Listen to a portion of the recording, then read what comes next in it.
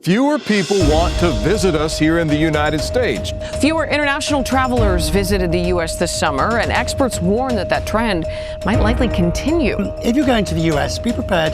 It could cost you an extra $250. Another well-known restaurant chain is filing for bankruptcy. This time, it's Hooters. We're expecting millions of people from all over the world to be coming to New York. Europe is expensive as well, but it's not as scary to go to at the moment with all the stuff happening in the States. Declining tourism numbers that we are seeing so far this year in America.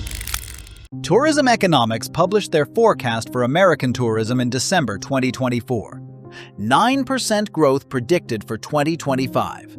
Conference rooms full of executives ordering champagne. Hotel chains planning expansions. State tourism boards increasing budgets. The largest tourism economy on Earth was about to have its best year in history. 8 weeks later, those same executives were drafting mass layoff announcements. The forecast revision came in May, -9%.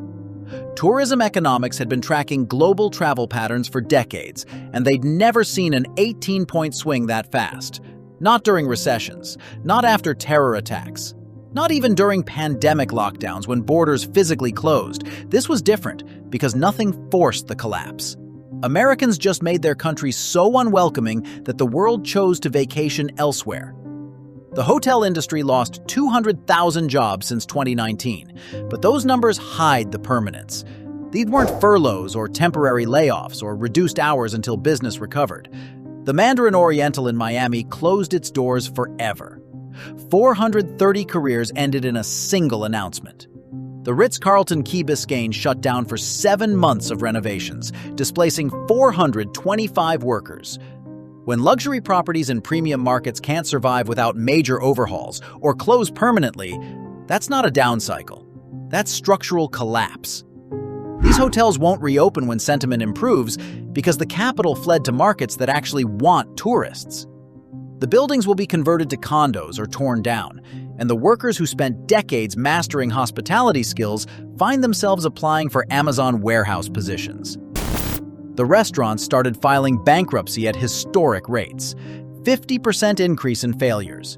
Hooters, Bar Louie, chains that survived the 2008 financial crisis couldn't survive tourists deciding America wasn't worth visiting. 7,000 retail stores closed. That gift shop operating since the 70s near the Liberty Bell? Shuttered. 2 generations running a family business, gone. The closures create cascading destruction. Each shuttered storefront means less foot traffic for neighboring businesses, which triggers more closures, which accelerates the decline until entire commercial districts that once thrived on tourist spending become corridors of empty windows with for lease signs. The visa system became an efficient machine for destroying American economic activity. Indians wait anywhere from 3 to 8.5 months for visa appointments, depending on the city. Colombians wait 540 days, not for approval, for the appointment where they'll discover if they're approved. Meanwhile, Portugal processes visas in 2 weeks.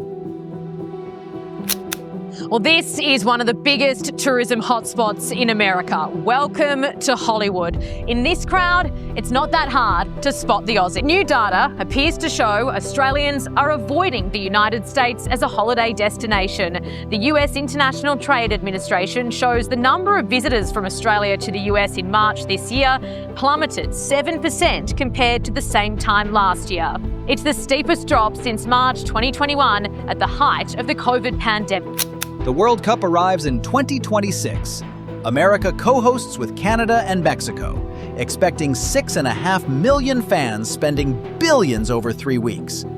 The Olympics come to Los Angeles in 2028. Hotel consultants are calling these events Band-Aids on a severed artery, which captures the math precisely. You can't offset a structural tourism decline with temporary mega events. The infrastructure damage accelerates during the gaps between events. A hotel that barely survives World Cup crowds won't make it to the Olympics without sustained visitor volume between them. Every month the damage compounds and the recovery timeline extends further. Tourism Economics pushed full recovery projections from 2026 to 2029. 3 extra years of operating below break-even for properties with fixed costs and mortgage payments. Many won't survive that timeline. The ones that do survive will emerge into a permanently altered landscape where America's share of global tourism dropped from nearly 5% to just over 4% and stays there indefinitely.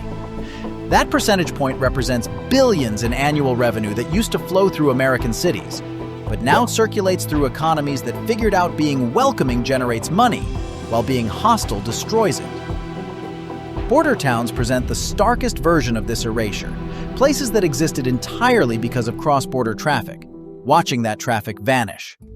Hotel bookings down 77% year-to-date, parking lots empty, businesses that operated for 3 generations closing next month. The people who live there can't just pivot to other industries, because there are no other industries. The entire regional economy was built on Canadian day trippers who've discovered they prefer exploring Montreal to crossing into America. These towns won't recover because the visitors aren't coming back. And there's no backup plan when your only economic activity disappears. Local governments face a choice between cutting services or raising taxes on residents. Either option depresses property values and accelerates population decline as people move to cities with better services or lower taxes. The communities that benefited most from tourism spending, the ones that invested in infrastructure to accommodate visitors, now carry the highest fixed costs with vanishing revenue to pay for them. These were people who survived every previous crisis, who worked through the pandemic with masks and constant infection risk, who thought their industry was recovering only to discover federal policy could destroy their livelihoods faster than any virus. The speed of the collapse defied every historical precedent. January brought new policies. February saw Canadian visitors disappearing. March delivered what analysts called the cliff dive. Germany down 28%. Simultaneous declines across every source market. The coordination wasn't planned, but the cause was singular. When you make entry unpredictable, expensive, and potentially traumatic, tourists with options choose destinations offering certainty, value, and welcome. The permanent damage extends beyond immediate losses. Every visa rejection creates a family telling 10 other families not to bother. Every Canadian who discovered Portuguese beaches won't return to Florida even if policies change. The tourists are gone. The workers lost their careers. The hotels closed permanently. The restaurants filed bankruptcy. The infrastructure was dismantled. And somewhere in a conference room right now, executives are looking at projections for 2026, knowing the World Cup bump won't offset structural decline. They're calculating how many more properties to close, how many more workers to terminate, how much market share they'll lose to destinations that remembered hospitality generates money, while hostility destroys it. The champagne from December 2024 is long gone. The layoff notices keep coming, and the forecast that once predicted 9% growth now extends a decade into the future without recovery to previous levels. America achieved something remarkable in 2025. It became the only country on Earth tourists actively avoid while everywhere else breaks records. That's not a down cycle. That's an industry demolished by its own government while the world books vacations elsewhere.